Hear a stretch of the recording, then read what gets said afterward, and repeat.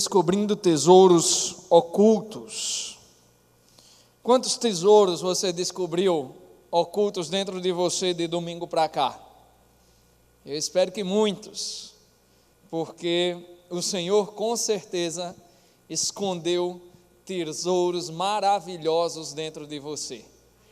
Essa série, ela nos convida a olhar para dentro de nós mesmos e encontrar tudo aquilo que Deus tem colocado de bom dentro de nós, e mais do que encontrar o que Deus colocou dentro de nós, essa série tem o objetivo de nos fazer dar um sentido a todos esses presentes maravilhosos que recebemos do nosso Deus, e não foram poucos.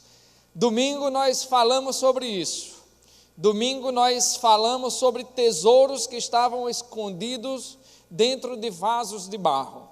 Vimos que Paulo se referia a vasos de barro sendo nós, frágeis, pecadores, quebradiços, mas mesmo assim Deus não escondeu o seu tesouro maravilhoso em um cofre super secreto, em uma caverna super protegida ou em um lugar inacessível, mas Deus colocou o seu tesouro dentro de nós, pobres vasos de barro, vasos frágeis, quebradiços, mas justamente por isso, porque o Senhor quer que o seu tesouro seja extremamente acessível. E esse tesouro nós descobrimos domingo, é o nosso ministério.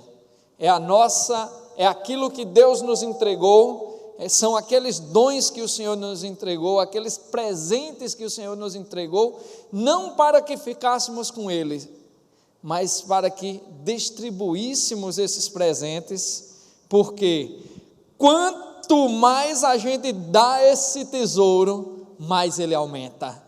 É a gente dando e ele aumentando, é a gente dando e ele aumentando. Ao contrário do tesouro da lógica humana, em que nós temos que esconder e precisamos guardar as 7 chaves para que possamos ter um usufruto futuro, não. O tesouro dado por Deus, ele se multiplica pela graça, se multiplica pelo coração aberto, se multiplica pela nossa generosidade, se multiplica pelo nosso uso. Então, o Senhor nos dá esses tesouros, coloca em vasos de barro, para que os vasos deixem fluir esse tesouro.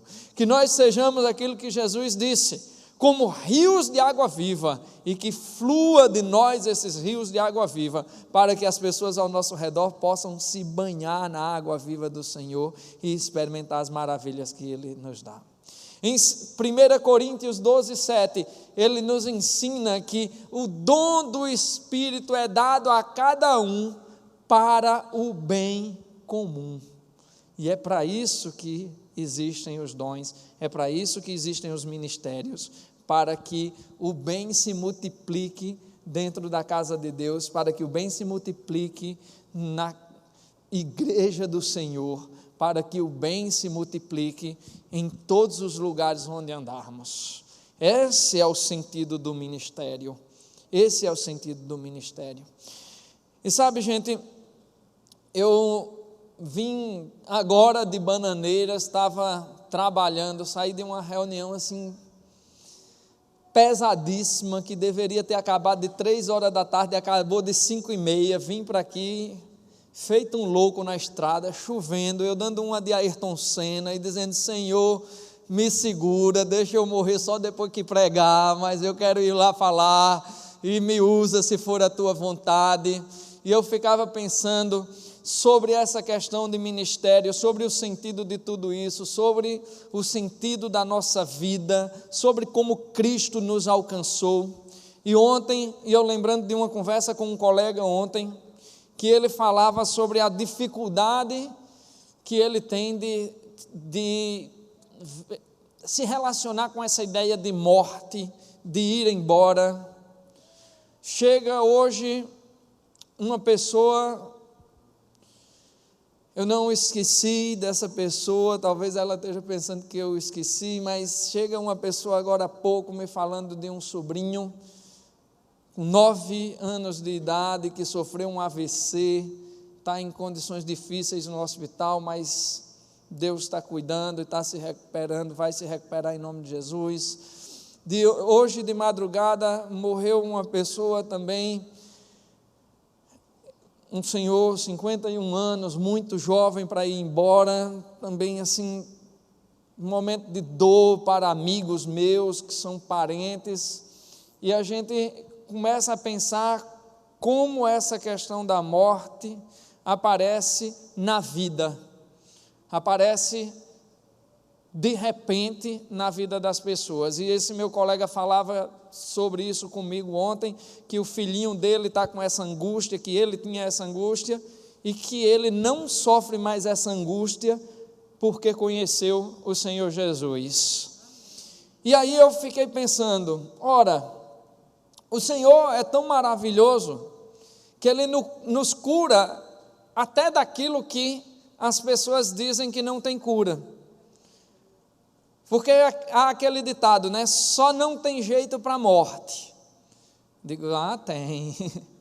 E como tem? O Senhor Jesus venceu a morte. E por isso nós vivemos felizes. O que é que isso tem a ver com o ministério? O que é que isso tem a ver com a mensagem de hoje?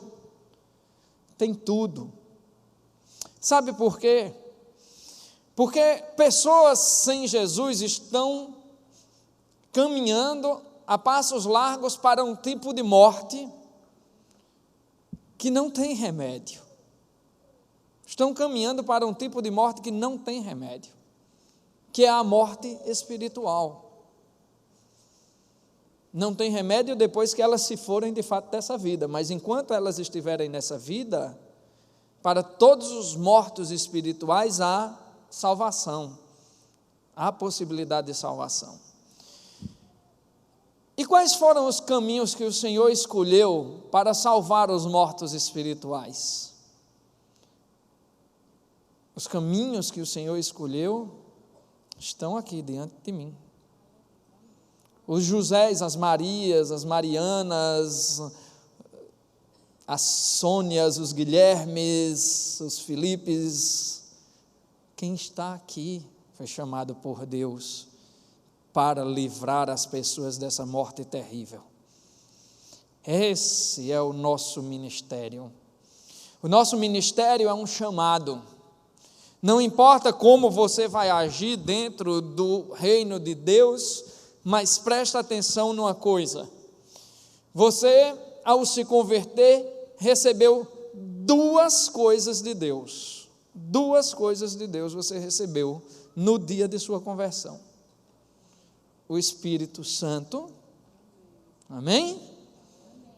No dia de sua conversão você recebeu o Espírito Santo. E no mesmo dia você recebeu um chamado de Deus. Em Atos 1:8, o próprio Jesus diz que ao descer sobre vós o Espírito Santo, recebereis poder para serdes minhas testemunhas. Portanto, ao descer sobre cada um de nós o Espírito Santo, recebemos o poder que é um chamado para sermos testemunhas do Senhor em todos os lugares na face da terra. Em todos os lugares. Olha que coisa maravilhosa. Você é um escolhido de Deus para tirar pessoas das trevas e trazê-las para a maravilhosa luz, onde poderão juntamente com você testemunhar do poder de Deus que lhe salvou, do Deus que lhe ama incondicionalmente, do Deus que cuida de você, do Deus que se importa com você. Mas o mais importante de tudo é que esse chamado o Senhor poderia ter feito a qualquer outra pessoa, mas Ele fez a você. Ele fez a você. E se você está aqui hoje é por uma escolha de Deus. Se você faz parte da igreja do Senhor, é por uma escolha clara de Deus. Porque Ele fez descer sobre você o Espírito Santo, para que você recebesse poder. E poder para ser testemunha das maravilhas que o Senhor tem lhe dado. Mas às vezes as coisas na nossa cabeça humana se atrapalham, né? E vem uma série de sentimentos, e vem uma série de coisas que nos conduzem muitas vezes a seguir por caminhos que não são os caminhos que Deus planejou, porque às vezes nós não somos capazes de perceber todas essas maravilhas que Ele nos tem dado. Um exemplo disso é nosso amigo Jonas, que recebeu de Deus um chamado. Jonas vai até Nínive e prega para o povo. E Jonas diz: Senhor, dá para ir para João Pessoa não? Não dá para ir para outro cantinho não? Para Nínive. Porque Jonas, como um bom israelita, sabia que Nínive era uma nação inimiga de Israel. E Jonas tinha um ódio imenso por Nínive. Era mais do que os campinenses têm por João Pessoa. Brincadeira, viu, campinenses? Brincadeira, eu sei que vocês não odeiam. Brincadeira. Tinha aquela rixa, né, antiga, mas depois que abriu Cidade Viva lá, acabou a rixa, né? Agora todo mundo é irmão em Cristo. Então, era um ódio verdadeiro. E Jonas disse: Senhor, eu não vou pregar em Nínive. Sabe por que eu não vou pregar em Nínive? Porque eu vou pregar e aqueles condenados vão se converter, vão crer, e tu vai ter misericórdia e vai salvá-los. Pensa, um cabo de coração ruim era Jonas. Quem precisava ser salvo era ele. E Deus disse: não, Jonas, você vai, eu quero você lá. E aí Jonas decide fugir da presença de Deus, fugir do chamado de Deus, fugir do ministério de Deus. E aí eu começo a perguntar assim: será que não tem Jonas aqui? Será que não tem Jonas aqui querendo fugir do chamado de Deus? Será que não tem gente aqui, não é que diga assim, não, eu não vou pregar porque é meu inimigo e eu não quero que isso se converta, mas é porque fica dizendo assim, não, eu estou muito velho para esse negócio de ministério. Será que isso não é um tipo de Jonas? Será que não tem gente aqui dizendo, eu estou muito ocupado para esse negócio de ministério, eu estou muito desgastado, eu me abusei com um cara lá, eu fui para o ministério lá, fui para aquele ministério das câmeras, tinha um grandão lá que me fez raiva. Será que não tem gente inventando motivo como Jonas para não seguir o seu chamado e querendo ir para Tarsis quando Deus manda ir para Nínive? E Nínive aqui representa, sabe, todo o sacrifício que nós temos que fazer em nome de Deus, e tudo aquilo que nós precisamos fazer em nome do Senhor, que não agrada exatamente dentro dos nossos planos humanos, dentro dos nossos falhos planos humanos. Nínive representa aquilo que eu não tenho vontade de fazer, mas que sei que é necessário fazer porque é vontade de Deus. Nínive é a nossa consciência querendo se afastar do Senhor e dos planos de Deus. Tarsis, a cidade para onde Jonas tentou fugir, é a nossa vontade humana, é a nossa zona de conforto, é o lugar onde nós vamos fazer a nossa vontade, simplesmente a nossa vontade, e abandonamos o Senhor. Porque em Tarsis eu sou ocupado, eu sou velho, eu sou novo. Em Tarsis eu sou o que eu quiser para escapar da vontade de Deus. Mas em Nínive não. Em Nínive eu sofro pelo ministério, eu aguento o grandão da câmera, eu aguento o pastor chato. Em Nínive eu tenho que me relacionar com o meu vizinho, eu tenho que ir para o meio da rua, eu tenho que entrar em presídio. Em Nínive Eu tenho que dar meu dinheiro em Nínive, eu tenho que suar, mas o que eu faço em Nínive, eu faço em nome do Senhor. Em Tarsis não. Em Tarsis, tudo o que eu faço é para o meu deleite e para a minha glória. Mas o Senhor te chamou, e não adianta querer ir para Tarsis. Eu vou te dizer uma coisa, eu vou te dar uma notícia. Não tenta ir para Tarsis quando Deus te chama para Nínive, porque o caminho de volta é doloroso, porque o caminho de volta é dentro de um peixe, é pesado. Eu fico imaginando o que seria passar 3 dias e 3 noites dentro do ventre de um peixe para mim. Eu que tenho fobia de lugares apertados, eu que odeio escuro, eu que sou todo nervoso com o negócio de gosma me melando, essas coisas, dentro do ventre de um peixe. Eu acho que eu ia ter uma turica ali dentro. Mas o Senhor não me permitiria morrer dentro do peixe, não, porque Ele me queria em Nínive. Às vezes as pessoas procuram fugir da vontade de Deus e não entendem a grandeza do plano do Senhor. Querem fazer a sua própria vontade em Tarsis, mas não compreendem que é em Nínive que o Senhor preparou o banquete. Jonas fez isso. Tentou fugir da vontade de Deus, corre para Tarsis, onde ele encontraria supostamente algum conforto, e tenta abandonar Nínive.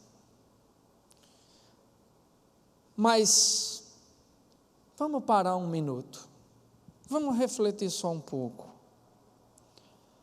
Por que Deus queria tanto que Jonas fosse para Nínive? Não podia ser outra pessoa, já que Jonas não queria? Algumas pessoas têm olhado para o ministério e têm dito: rapaz, eu até sinto uma vontadezinha de trabalhar no presídio, mas já tem tanta gente lá, deixa outra pessoa aí. Já tem tanta pessoa fazendo a obra de Deus, deixa outra pessoa ir. Meu irmão, presta atenção. Abre o teu coração e os teus ouvidos e pergunta ao Senhor: Senhor, para onde tu queres que eu vá? Me retira da minha zona de conforto e me leva para onde tu preparaste o banquete da minha vida. Se é para Nínive que você foi chamado, meu irmão, vai para Nínive, vai entrar onde o Senhor te chamou. Eu sei que em João Pessoa tem muito bordel precisando de crente para ir lá para fechar aqueles bordéis e transformar aquelas prostitutas em mulheres decentes na cidade. Eu sei que tem muito presídio na Paraíba ainda, onde homens e mulheres com fama de famigerados, pessoas doentes socialmente precisam da cura que você pode dar. Eu sei que tem vizinhos precisando da sua voz, do seu louvor, das suas lágrimas, do seu abraço. Eu sei que em cada pessoa aqui, homem, mulher, jovem, velho, analfabeto e doutor, leigo e pastor, em cada um de nós tem um chamado de Deus para ir para um lugar muito especial. Um lugar que vai nos tirar da zona de conforto, mas que vai nos mostrar quão maravilhoso é usar o tesouro de Deus para multiplicar as bênçãos. Jonas, vocês conhecem a história tão bem quanto eu. Foi para Nínive contra a vontade. Foi para Nínive dentro do ventre de um grande peixe, alguns supõem ter sido uma baleia. Dizem que foi uma viagem terrível e deve realmente ter sido. 3 dias ali dentro, foi cuspido, foi arrotado para fora, vai até Nínive e começa a falar do amor de Deus. Começa a falar sobre Deus, começa a falar sobre todas as maravilhas que o Senhor de Israel tinha para aquela cidade. E aí, gente, uma multidão de pessoas encontra o caminho da salvação. Milhares de pessoas em Nínive, que estavam caminhando a passos largos para o inferno, encontram a salvação por meio da pregação de Jonas. Mas aquilo não parecia ser suficiente para ele. Aquilo não era suficiente porque Jonas não tinha compreendido a grandeza, a maravilha que era esse tesouro do ministério de Deus. E ainda assim, ele estava com o coração em Tarsis. Ele ainda estava com o coração lá do outro lado, onde ele queria simplesmente a zona de conforto dele. Vamos abrir nossas Bíblias, lá no livro de Jonas, no capítulo 4. Diz assim a palavra do nosso Deus: Jonas, porém, depois de tudo isso, ficou profundamente descontente com isso e enfureceu-se. Ele orou ao Senhor: Senhor, não foi isso que eu disse quando ainda estava em casa? Foi por isso que me apressei em fugir para Tarsis. Eu sabia que tu és Deus misericordioso e compassivo, muito paciente e cheio de amor, e que prometes castigar, mas depois te arrependes. Agora, Senhor, tira a minha vida, eu imploro, porque para mim é melhor morrer do que viver. Será que esse cabra gostava do povo de Nínive? O Senhor lhe respondeu: você tem alguma razão para essa fúria? Jonas saiu e sentou-se num lugar a leste da cidade. Ali construiu para si um abrigo, sentou-se à sua sombra e esperou para ver o que aconteceria com a cidade. Então o Senhor Deus fez crescer uma planta sobre Jonas para dar sombra à sua cabeça e livrá-lo do calor, o que deu grande alegria a Jonas. Mas na madrugada do dia seguinte, Deus mandou uma lagarta atacar a planta e ela secou-se. Ao nascer do sol, Deus trouxe um vento oriental muito quente e o sol bateu na cabeça de Jonas ao ponto de ele quase desmaiar. Com isso, ele desejou morrer e disse: para mim seria melhor morrer do que viver. Mas Deus disse a Jonas: você tem alguma razão para estar tão furioso por causa da planta?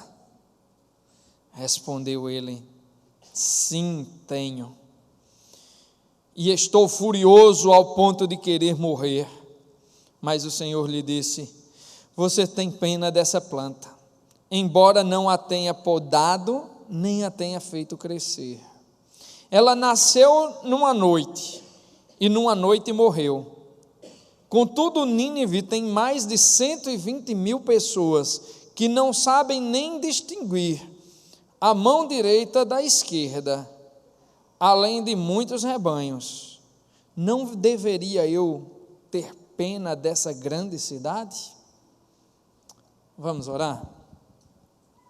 Senhor, a tua compaixão, a tua misericórdia por esse povo, por essa gente perdida, por essa Nínive espiritual, esse amor, Senhor, é o que nos entrega o nosso ministério, Pai. É o teu amor que nos move a sair do canto, a sair de Tarsis para Nínive, não dentro de um peixe, mas com a alegria de quem deseja te servir e de quem deseja fazer parte desse imenso amor. Senhor, que nesta noite os teus filhos saiam daqui mais motivados a te servir, a te buscar, a fazer a tua vontade, seja onde for. Que cada um de nós, Pai, possa ouvir o teu chamado hoje à noite ainda. e que ao levantar-se cada um de nós possa dizer: eis-me aqui, Senhor, envia-me, pois sou teu servo e quero ir para onde me mandares. É assim que te oramos em nome de Jesus. Amém. Alguns sentimentos atrapalhavam o ministério de Jonas aqui. Eu quero aprender 3 coisas simples sobre esse texto de Jonas, sobre esse finalzinho do livro de Jonas. 3 coisas que precisamos entender sobre os tesouros ocultos que estão em Jonas. A primeira coisa é que algumas emoções e sentimentos nos afastam dos tesouros de Deus. Algumas emoções e sentimentos simplesmente nos afastam daquilo que Deus tem planejado para nós. No caso de Jonas, a ira o colocava no sentido contrário do grande tesouro que Deus tinha reservado para ele. A ira colocava Jonas em direção a Tarsis, em direção à comodidade dele. Mas sabe, existem muitos outros sentimentos que nos atrapalham na nossa relação com Deus. Paixões, materialismos, medos, uma série de sentimentos aos quais nós muitas vezes nos entregamos, que nos afastam de experimentar as verdadeiras bênçãos de Deus. Essa semana eu soube de um caso, um extremo da paixonite aguda humana, de uma pessoa numa cidade do interior daqui da Paraíba, não lembro qual, que estava traindo o seu marido, foi flagrada por um filho de 11 anos de idade, que chegou em casa e peitou a mãe, disse: a senhora estava beijando fulano lá. Não, eu não estava, não estava. O pai ficou em dúvida e aquela coisa toda. No dia seguinte, a mãe junto com o amante vão até a escola do filho, pegam essa criança de 11 anos de idade e no caminho matam a criança para que ela não revele aquilo que ela estava fazendo, a podridão da sua paixão. Queria eu que esse fosse o primeiro caso, queria eu que fosse o último caso, mas são casos absurdos como esse, que agora eu quero fazer um paralelo espiritual. Nós achamos absurdo uma mãe chegar e matar o próprio filho, direcionada por uma paixão, mas não achamos absurdo quando nós matamos a nossa própria relação com Deus, porque somos adúlteros, porque colocamos outros deuses e outras paixões no lugar do Pai. E é adultério sim, quando nós colocamos o nosso emprego, por exemplo, acima do nosso ministério. Quando nós não entendemos que o nosso emprego é lugar de pregar, é lugar de executar, de exercer o nosso ministério. É adultério